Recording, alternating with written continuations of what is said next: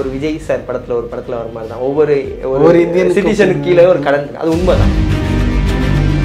எப்போ வந்து 8லேருந்து 10 வருஷத்துக்கு ஒன்று நடக்கும் அப்படிங்கிறது ப்ரூவனாக நடந்திருக்கோ அதோடைய பெரிய லார்ஜர் டைம் ஃப்ரேம் தான் லாங் டேர்ம் டெப்ட் சைக்கிள். அப்போ கண்டிப்பாக 75லேருந்து 100 வருஷத்துக்கு ஒரு தடவை கண்டிப்பாக நடக்குங்கிறத ஃபினான்ஸ் சைடில் இருக்கவங்க நம்புகிறாங்க.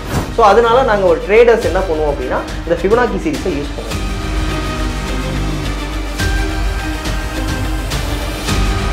அதோடைய நிலைமையை தாண்டி ஒரு அப்நார்மலாக இருந்து அது ஒரு பலூன் மாதிரி பர்ஸ்ட் ஆகும். அதுதான் பபிள் பர்ஸ்ட் அப்படின்னு சொல்லுவாங்க. ராபர்ட் கியோசகியோட அந்த இதில் வந்து அவர் கிளியராக மென்ஷன் பண்ணி வந்திருப்பாரு. அப்போ அந்த 13 வயசு கால்குலேட் பண்ணி பார்க்கும்போது கரெக்டாக யூஎஸ் மார்க்கெட் ஒரு லோ வந்து அதுலேருந்து ரீபவுண்ட் ஆகி மேலே வந்துச்சுல, அந்த டைமில் தான் இன்வெஸ்ட்மெண்ட்டை ஆரம்பிச்சிருக்கேன். இதை கரெக்டாக பிளான் பண்ணி நம்ம பண்ணோம்னா நம்ம ஒரு பில்லியனர் ஆகலாம் அப்படின்னு சொல்லி அதில் எழுதியிருப்பேன். ராபர்ட் கியோசகியும் அந்த போஸ்ட்டில் போட்டிருப்பேன். வணக்கம்.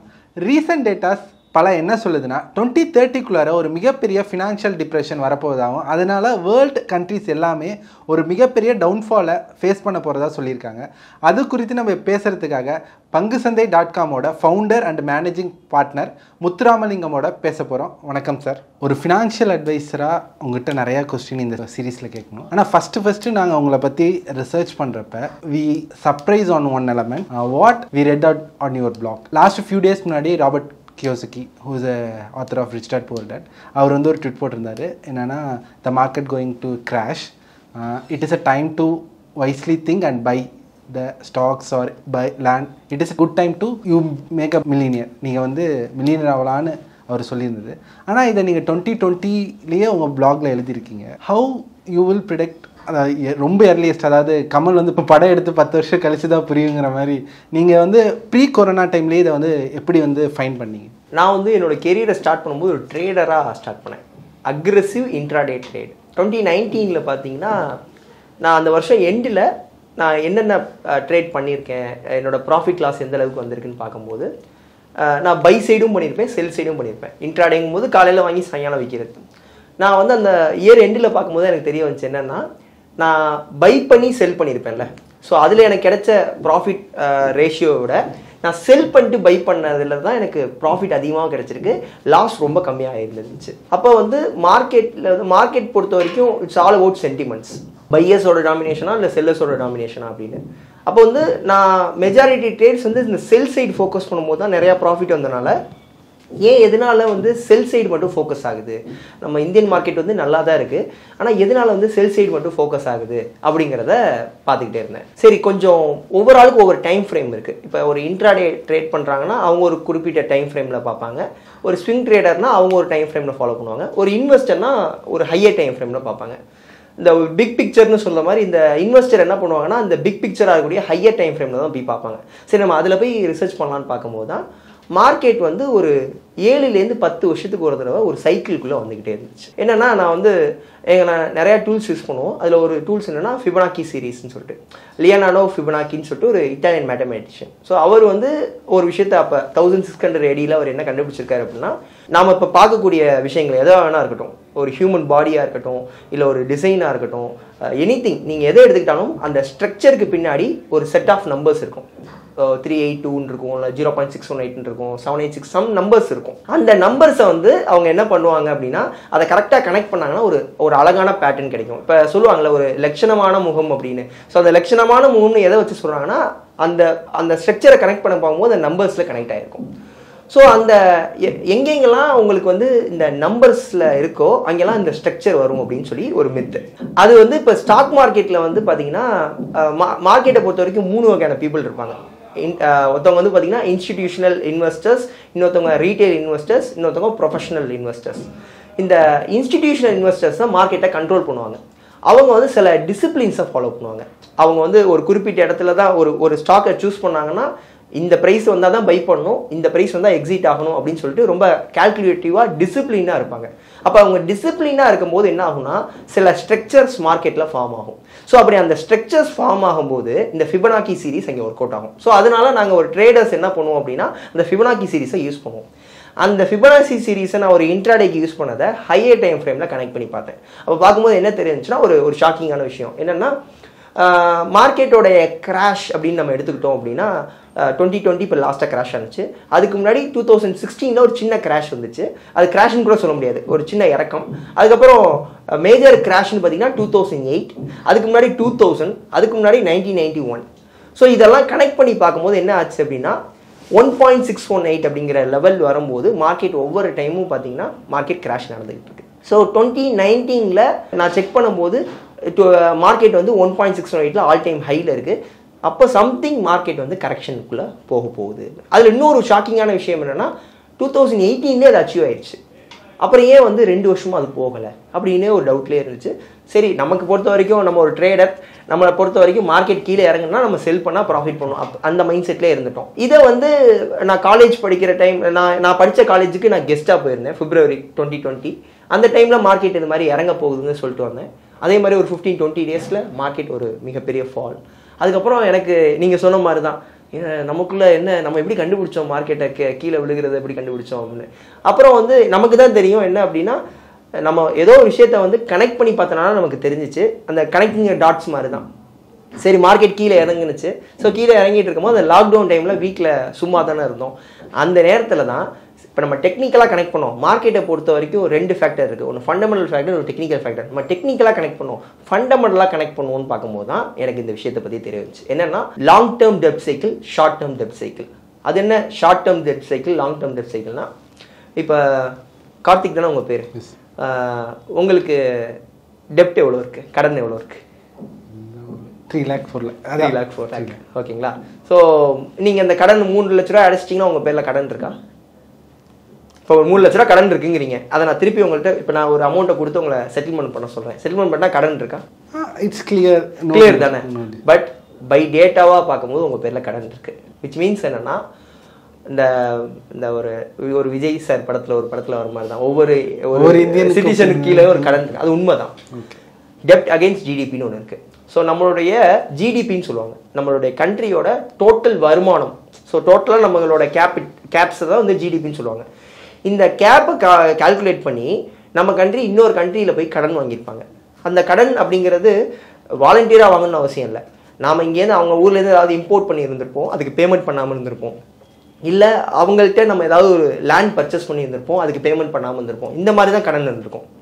இல்லைன்னா அந்த ஊர்லேருந்து நம்ம ஊர்லேருந்து அவங்க ஊருக்கு நம்ம பேங்க் டிரான்சாக்ஷன் செல் பண்ணுற மாதிரி இருந்திருக்கும். ஆனால் நம்ம வந்து பை டிரான்சாக்ஷனாக செல் பண்ணியிருப்போம், பட் ஆனால் ஃபண்டை செட்டில்மெண்ட் பண்ணியிருக்க மாட்டோம். இந்த மாதிரி கடன் சுமை இருந்திருக்கும். இந்த கடன் சுமைங்கிறது ஒரு கண்ட்ரிக்கு மட்டுமான்னு கேட்டால் எல்லா கண்ட்ரிக்குமே இருக்குது. இந்த கடன் சுமை ஒவ்வொரு கட்டத்தையும் பார்த்தீங்கன்னா ஒவ்வொரு வருஷம் எண்ட்லேயும் பார்த்தீங்கன்னா அந்த பேங்க்லலாம் என்பிஏன்னு சொல்லுவாங்க, அந்த மாதிரி கால்குலேட் பண்ணிட்டு வரும்போது ஒவ்வொரு வருஷமும் அந்த கடன் சுமை ஏறிக்கிட்டே போகும். அந்த கடன் சுமை பார்த்தீங்கன்னா ஒரு ஜிடிபிக்கு பொறுத்த வரைக்கும், ஒரு ஜிடிபி வந்து ஒரு 100 rupees இருக்குன்னா கடன் சுமை எவ்வளோக்கு இருக்கலாம்னா 70% வரையும் இருக்கலாம். எப்பப்பெல்லாம் அந்த 70%க்கு மேலே கிராஸ் ஆகுதோ, 80%, 90%, 100%, சில டைம் 100% தான் கிராஸ் ஆகி நிற்கும். அப்போல்லாம் என்ன நடக்கும்னு பார்த்தீங்கன்னா மார்க்கெட்டில் ஒரு பபுள் ஃபார்ம் ஆகும். பபுள்னா எப்படின்னா அதோடைய நிலைமையை தாண்டி ஒரு அப்நார்மலாக இருந்து அது ஒரு பலூன் மாதிரி பர்ஸ்ட் ஆகும். அதுதான் பபுள் பர்ஸ்ட் அப்படின்னு சொல்லுவாங்க. அந்த விஷயம் எதனால நடக்குது அப்படின்னு கேட்டிங்கன்னா இந்த மாதிரி கடன் சுமைனால தான். அதை வந்து ஷார்ட் டேர்ம் டெப்ட் சைக்கிள்னு சொல்லுவாங்க. அது 7லேருந்து 10 வருஷத்துக்கு ஒரு தடவை நடக்கும். இதுதான் வந்து ஒரு சைக்கிள். நீங்கள் அதை கனெக்ட் பண்ணி பார்த்தீங்கன்னா இந்த 2008 ரெசிஷனாக இருக்கட்டும், 2000 வந்த .com பபுளாக இருக்கட்டும், 1982 நடந்த கிராஷாக இருக்கட்டும், இது எல்லாத்துக்கு பின்னாடியும் இந்த ஷார்ட் டேர்ம் டெப்ட் சைக்கிள் அப்படிங்கிற ஒரு விஷயம் இருக்குது. அந்த மாதிரி டைமில் என்ன நடக்கும் அப்படின்னா மக்கள் வந்து மார்க்கெட் வந்து இதனால தான் இறங்குது. இப்போ 2020க்கு வந்து பார்த்தீங்கன்னா கொரோனாவை வந்து காரணம் சொன்னாங்க. 2008 பார்த்தீங்கன்னா லீமேன் கொலாப்ஸ் காரணமாக சொன்னாங்க. இங்கே வந்து இந்தியன் வந்து சத்தியமோட அதே தான் சொன்னாங்க. ஈவன் இங்கே கொரோனா வரப்போ வந்து 2020 எஸ் பேங்கை வந்து இங்கே சொன்னாங்க. அது மாதிரி 2000 .com பபுள் வரும்போது ஏதாவது ஒரு சினாரியோ சொல்லிக்கிறாங்க, ஒரு நியூஸ் அதுக்கு சாதகமாக பயன்படுத்திக்கிறாங்க. பட் ரியாலிட்டியில் என்னன்னு கேட்டிங்கன்னா அந்த நியூஸ் இல்லாட்டி கூட அந்த டைமில் கிராஷ் வரணும். ஏன்னா அதுதான் ஒரு சைக்கிள். ஸோ அப்போ வந்து அங்கே தான் எனக்கு தெரிய வந்துச்சு என்னன்னா மார்க்கெட் வந்து 8லேருந்து 10 வருஷத்துக்கு ஒரு தடவை கிராஷ் வரும். இட்ஸ் அ சைக்கிள் அப்படின்னு. இது ஷார்ட் டேர்ம் டெப்ட் சைக்கிள். இங்கே இதில் ஒரு மேஜரான ஒரு விஷயம் இருக்குது என்னென்னா லாங் டேர்ம் டெப்ட் சைக்கிள்னு ஒன்று இருக்குது. இந்த லாங் டேர்ம் டெப்ட் சைக்கிளுங்கிறது 75லேருந்து 100 வருஷத்துக்கு ஒரு தடவை வரும். இதுக்கு முன்னாடி எப்போ வந்திருக்குன்னு கேட்டிங்கன்னா 1929 கிரேட் டிப்ரெஷன் அப்படின்னு வந்திருக்கு. இன்றைக்கி நம்ம வந்து ஏதாவது இந்த வெப்சைட்டில் வந்து நம்ம பர்ச்சேஸ் பண்ணுறோம் அப்படின்னா Black Friday offer, Black Monday ஆஃபர்னு சொல்லிட்டு நிறையா சேல் பண்ணுவாங்க 80% ஒன்று.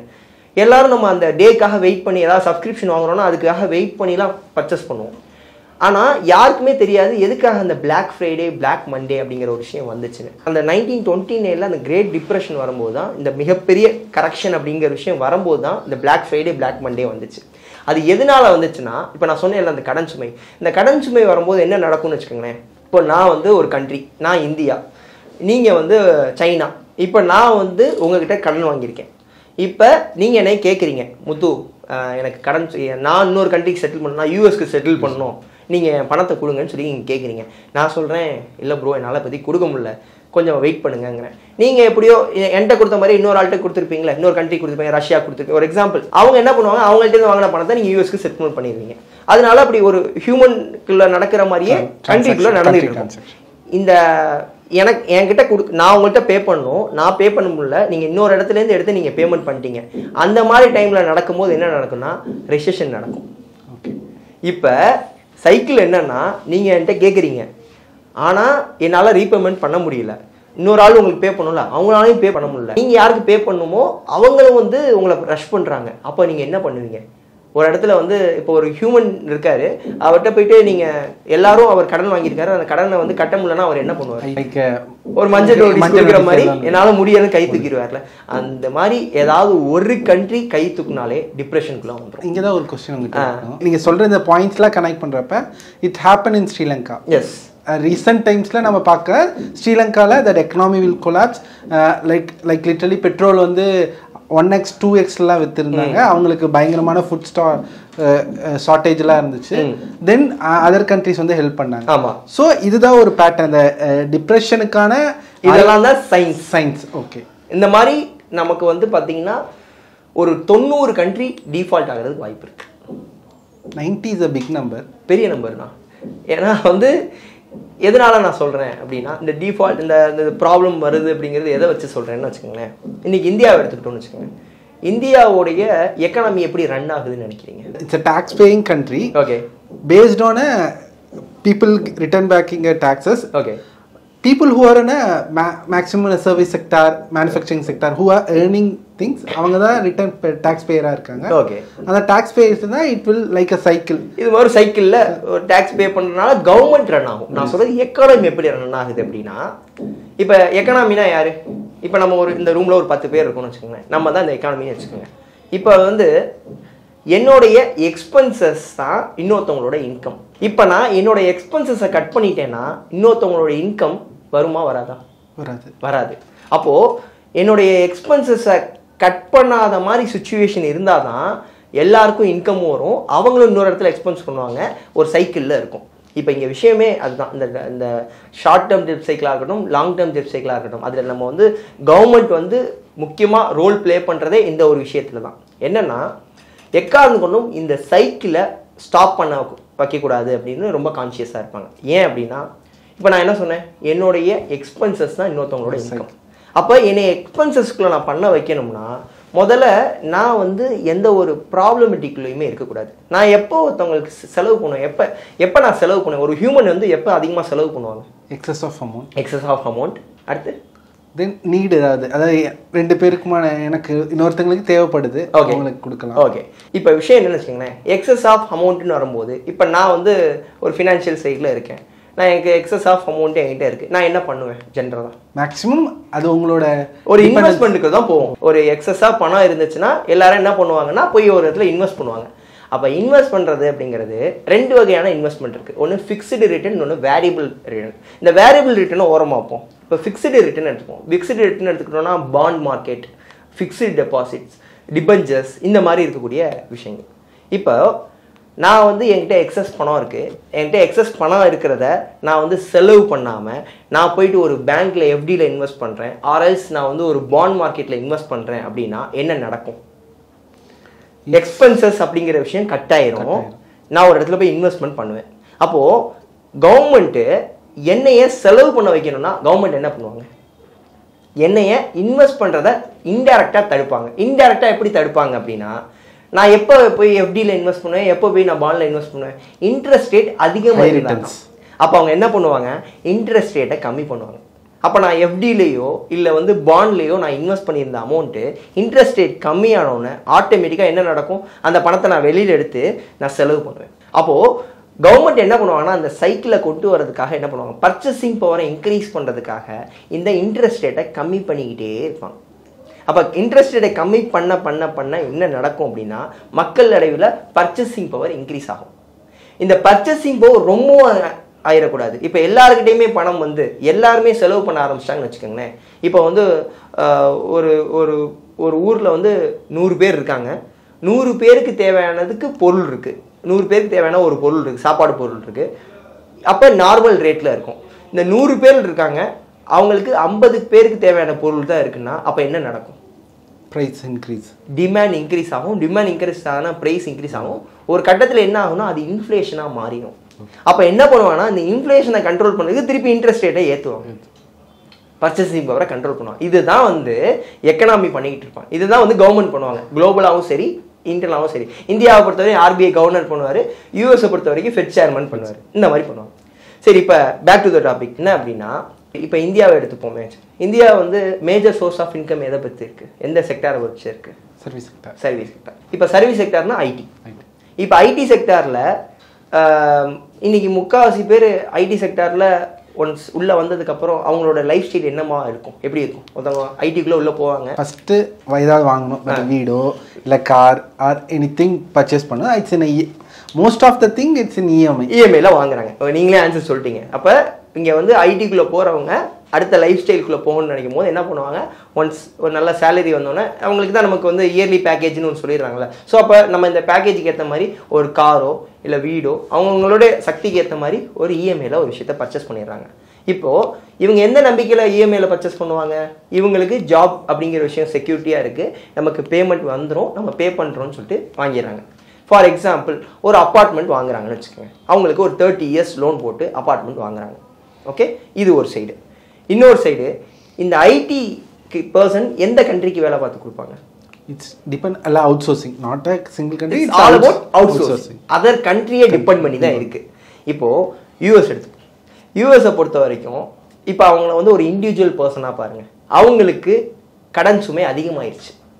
இப்போ யூஎஸ்ங்கிற ஒரு பர்சனுக்கு கடன் சுமை அதிகமாச்சுன்னா அவங்க என்ன பண்ணுவாங்க, சப்ளைஸ் கம்மி பண்ணுவாங்க, அவங்க செலவு பண்ணுறதை கம்மி பண்ணுவாங்க. அவங்க செலவு பண்ணுறதை கம்மி பண்ணும்போது என்ன ஆகும்னா, நான் ஏன் போயிட்டு இந்தியாவில் வந்து அவுட் சோர்சிங் பண்ணணும், நான் ஏன் பங்களாதேஷுக்கு வியட்நாமுக்கும் அவுட் சோர்சிங் பண்ணணும், என்கிட்ட இருக்கக்கூடிய நான் செலவை கம்மி பண்ணி யூஎஸ்குள்ளே பண்ணிக்கிறேன் அப்படின்னு சொல்லி இன்ஹவுஸ்லேயே பண்ணி முடிச்சுட்டாங்கன்னு வச்சுக்கோங்க. அப்போது அவங்க பண்ணக்கூடிய அந்த எக்ஸ்பென்சஸ் இங்கே இந்தியாவுக்கு கட் ஆகுமா? அப்போது அங்கேருந்து வரக்கூடிய எக்ஸ்பென்சஸ் கட் ஆனிச்சுன்னா இங்கே என்ன நடக்கும், இங்கே கம்பெனிக்கே பிஸ்னஸ் இல்லாத போது ஒர்க் பண்ணுறவங்களுக்கு சுத்தமாக கிடைக்கும், லே ஆஃப் ஆயிரும். இப்போ ஒரு எக்ஸாம்பிள், ஒரு ஏதாவது ஒரு ப்ரொமோட்டர் எடுத்துப்போம். அந்த ப்ரொமோட்டரில் பார்த்தீங்கன்னா ஒரு இப்போ தான் எனக்கு அப்பார்ட்மெண்ட் கட்டினாலே அந்த கம்யூனிட்டின்னு சொல்லிட்டு ஒரு 500 வீடு இருக்குது. இப்போ ஒரு 500 வீடு எடுத்துப்போம்னு வச்சுக்கோங்க. அந்த 500 வீட்டில் நீங்கள் வீடு லான்ச் பண்ணும்போது நீங்கள் போய் அந்த ப்ரொமோட்டர்கிட்ட ரேட்டு கேட்டிங்கன்னா அவங்க சம் அமௌண்ட் 1 crore 2 crore சொல்கிறாங்கன்னு வச்சுக்கோங்க. எப்போனா அந்த 500 பேரும் வாங்குறதுக்கு ரெடியாக இருக்காங்கும் போது அவங்க சொல்கிற ரேட்டு. இப்போ அந்த 500 வீடு ஃபில் ஆகிடுச்சு. இப்போ ஒரு 1.5 வருஷம் கழிச்சு 2 வருஷம் கழிச்சு திருப்பி அந்த அப்பார்ட்மெண்ட்டுக்கு நீங்கள் போகிறீங்க. ஏதாவது ஒரு வீடு உங்களுக்கு ப்ராப்பர்ட்டி கிடைச்சா வாங்கலாம்னு நினச்சி போகிறீங்க. அந்த 500 பேரில் இப்போ 2 பேர் வீடை சேல் பண்ணுறதுக்கு வராங்க. இப்போது அந்த 2 பேர் ஏன் வீடை சேல் பண்ணி வராங்கன்னு உங்களுக்கு தெரியாது. ஆனால் 2 வீடு தான் காலி இருக்குங்கிறாங்க. நீங்கள் போயிட்டு அந்த 2 வீடை பார்க்குறீங்க. 2 வீடும் உங்களுக்கு பிடிச்சி போச்சு. ஆனால் ஒருத்தவர் வந்து 1 crore சொல்கிறாரு, இன்னொருத்தர் 1 crore 5 lakhs சொல்கிறாரு. நீங்கள் எந்த வீடை வாங்குவீங்க? 2 பேரும் ஒரே மாதிரி தான் இருக்குது. 1 crore சரின்னு சொல்லிட்டு திருப்பி வீட்டுக்கு வந்துடுறீங்க. கொஞ்ச நேரம் கழிச்சு அந்த 1 crore 5 lakhs சொன்னார்ல, நான் 95 lakhsக்கு தரேன் அப்படிங்கிறாரு. அது யார்கிட்ட கமிட் பண்ணுவீங்க? 95 lakhsக்கு. கொஞ்ச நேரத்தில் இன்னொருத்தர் கால் பண்ணுறாரு, நான் வந்து 90 lakhsக்கு தரேன். உங்களுக்கு ஒரு டவுட் வர ஆரம்பிக்கு, என்னடா 90 lakhs, 1 crore 5 lakhs சொன்னாங்க, 1 crore சொன்னாங்க, 95 lakhs ஆச்சு, 90 lakhs ஆச்சு அப்படின்னு சொல்லி உங்களுக்கு ஒரு கியூரியாசிட்டி வருது. என்னன்னு செக் பண்ணி பார்க்கும்போது தான் உங்களுக்கு தெரிஞ்சுதான் 2 வீடு சேல்ஸ் ஆகுது. அங்கே 500 பேரில் மெஜாரிட்டி பீப்புள் ஐடி பீப்புளாக இருந்திருக்காங்க. ஒரு கதையாக சொல்கிறேன் நான். அவங்க எல்லாருக்குமே ஜாப் லே ஆஃப் ஆயிடுச்சுன்னா அவங்க லோனை ரீபேமெண்ட் பண்ணுவோம் என்ன பண்ணுவாங்க, வந்து ரேட்டுக்கு விற்கணும்னு நினைப்பாங்க. when there is a aggressiveness of selling, price drop ஆகும். அப்போ ப்ரைஸ் ட்ராப் ஆகும்போது என்ன ஆகும்னா ரியல் எஸ்டேட் அடிபடும். ராபர்ட் கியோசகியோட அந்த இதில் வந்து அவர் கிளியராக மென்ஷன் பண்ணியிருந்திருப்பாரு. எது அதை முடிஞ்சால் அதை படிங்களேன். The stock, bond, real estate, gold, silver and Bitcoin markets are crashing. The best asset in the world are going on sale. Millions will lose their jobs.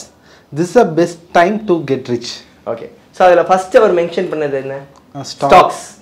So எப்பயுமே வந்து எந்த கண்ட்ரி எடுத்துக்கிட்டாலும் பார்த்தீங்கன்னா அந்த எக்கனாமிக் இண்டிகேட்டரில் லீடிங் இண்டிகேட்டர்னு சொல்கிறது அந்த அந்த அந்த கண்ட்ரியோட ஸ்டாக் மார்க்கெட்டை தான் லீடிங் இண்டிகேட்டர்னு சொல்லுவாங்க. அப்போ அப்வியஸாக வந்து இந்த மாதிரி நடக்கும்போது மார்க்கெட் கிராஷ் நடக்கும், அதில் தெரிஞ்சிருச்சு. செகண்ட் அவர் என்ன மென்ஷன் பண்ணிருக்காரு, பாண்ட். அந்த பாண்டுக்கு தான் நான் என்ன சொல்லியிருந்தேன். ஸோ இப்போ வந்து அவங்க ஃபிக்ஸ்டு அசெட் வேரியபிள் அசெட்னு சொல்லி ரெண்டாக பிரிச்சிருப்பாங்க. அப்புறம் ஃபிக்ஸ்டு அசெட்னு வரும்போது இன்ட்ரெஸ்ட் ரேட்டை ஏற்றி இறக்கும் போது என்ன நடக்கும் அப்படின்னா அதில் வந்து அமௌண்ட்டை வந்து இன்வெஸ்ட் பண்ணுவாங்க, மக்கள் போய் இன்வெஸ்ட் பண்ணுவாங்கன்னு. இப்போ பாண்ட் மார்க்கெட்டில் இன்வெஸ்ட் பண்ணுறோம்னு வச்சுக்கோங்களேன், நாம் நினச்சிக்கிட்டு இருக்கோம் நம்ம வந்து பாண்டில் தான் இன்வெஸ்ட் பண்ணியிருக்கோம். அந்த கண்ட்ரி என்ன பண்ணுவாங்கன்னா அதர் கண்ட்ரியில் போயிட்டு ஈக்விட்டிஸில் இன்வெஸ்ட் பண்ணுவாங்க, விச் மீன்ஸ் ஸ்டாக்ஸில் இன்வெஸ்ட் பண்ணுவாங்க. இப்போ வந்து என்ன ஆச்சுன்னா இப்போ ரீசெண்டாக ஒரு 6 months பேக் என்ன ஆச்சுன்னா ஜப்பானில் வந்து பார்த்தீங்கன்னா சம்திங் ஒரு நெகட்டிவான சினாரியோ நடந்துச்சு.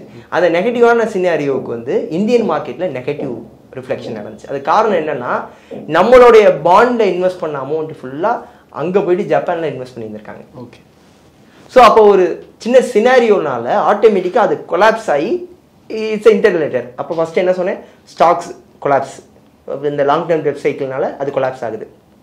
செகண்ட் வந்து பார்த்தீங்கன்னா பாண்ட்ஸ். தேர்ட் என்ன சொன்னேன், ரியல் எஸ்டேட். ரியல் எஸ்டேட் எப்படி கனெக்ட் பண்ணோம் இந்த கான்செப்ட். ஃபோர்த் ஒன் கிரிப்டோவை பற்றி நம்ம தனியாக பார்க்கலாம். இப்போ நான் சொல்கிறேன், இப்போ இந்த 4 விஷயத்துக்கும் அவர் சொல்லிட்டாரு இது மாதிரி கிராஷஸ் ஆக போகுது. இது எதனால் ஆக போகுது அப்படின்னா நம்மளுடைய நான் பிளாக்ல எதை வச்சு சொல்லியிருந்தேன்னா 1929 அப்புறம் இப்போ நான் 1913 எடுத்துப்போம், அதுலேருந்து 75லேருந்து 100 வருஷத்துக்கு ஒரு தடவை நடக்கணுங்கிறது இருக்குது. 1929க்கு முன்னாடி நடந்திருக்கு, நெப்போலியன் பீரியட்ல நடந்திருக்கு. அதெல்லாம் நமக்கு அப்ப என்னன்னே தெரிஞ்சிருக்காது, அது ஹிஸ்டாரிக்கல் டேட்டா. ஓகேங்களா? ஸோ 1929ல யூஎஸ்ல நடக்கும்போது நமக்கு தெரிஞ்சிருக்காது, ஏன்னா இந்தியா வந்து அப்போ வந்து பிரிட்டிஷ்க்கு கீழே இருக்கும். எப்போ வந்து 8லேருந்து 10 வருஷத்துக்கு ஒன்று நடக்கும் அப்படிங்கிறது ப்ரூவனாக நடந்திருக்கோ அதோடைய பெரிய லார்ஜர் டைம் ஃப்ரேம் தான் லாங் டேர்ம் டெட் சைக்கிள். அப்போ கண்டிப்பாக 75லேருந்து 100 வருஷத்துக்கு ஒரு தடவை கண்டிப்பாக நடக்குங்கிறத ஃபினான்ஸ் சைடில் இருக்கவங்க நம்புறாங்க. It's called a depression. So அப்போ வந்து 1930க்கு அப்புறம் 75 வருஷம்னா 2005. அப்போ 2005ல் நடக்கல, 2008ல் நடந்ததை லீமேன் கொலாப்ஸ் ரெசிஷன் சொல்லிட்டாங்க, டிப்ரெஷன் சொல்லலை.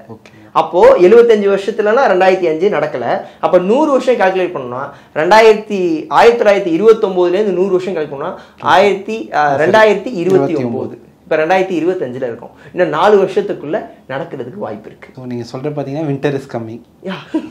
ஸோ இப்போ நான் அந்த பாயிண்ட்டுக்கு வரேன். ஸோ அதில் வந்து அந்த பிளாக்ல வந்து நான் லாஸ்ட்டாக ஒரு மென்ஷனை சொல்லியிருப்பேன், என்னன்னா இதை கரெக்டாக பிளான் பண்ணி நம்ம பண்ணோம்னா நம்ம ஒரு பில்லியனர் ஆகலாம் அப்படின்னு சொல்லி அதில் எழுதியிருப்பேன்.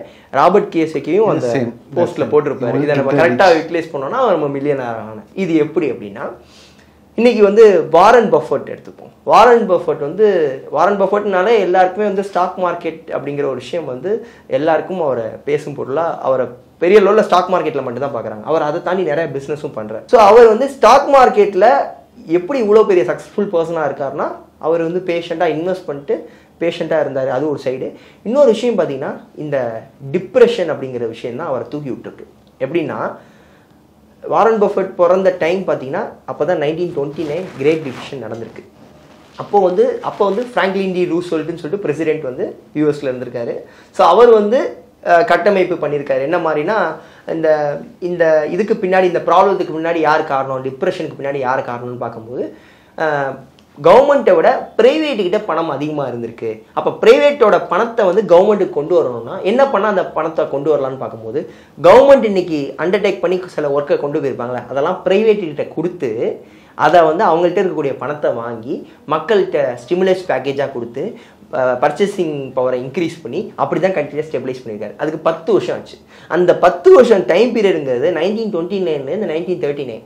ஸோ வாரன் பஃபட்டோட அவர் 13வது வயசில் அவர் இன்வெஸ்ட் பண்ணாருன்னு நம்ம இன்னைக்கு நிறையா ரீல்ஸ்லேருந்து யூடியூப்லேருந்து பார்க்குறோம்ல. அப்போ அந்த 13 வயசு கேல்குலேட் பண்ணி பார்க்கும்போது கரெக்டாக யூஎஸ் மார்க்கெட் ஒரு லோ வந்து அதுலேருந்து ரீபவுண்ட் ஆகி மேலே வந்துச்சுல, அந்த டைமில் தான் இன்வெஸ்ட்மெண்ட்டாக ஆரம்பிச்சிருக்காரு.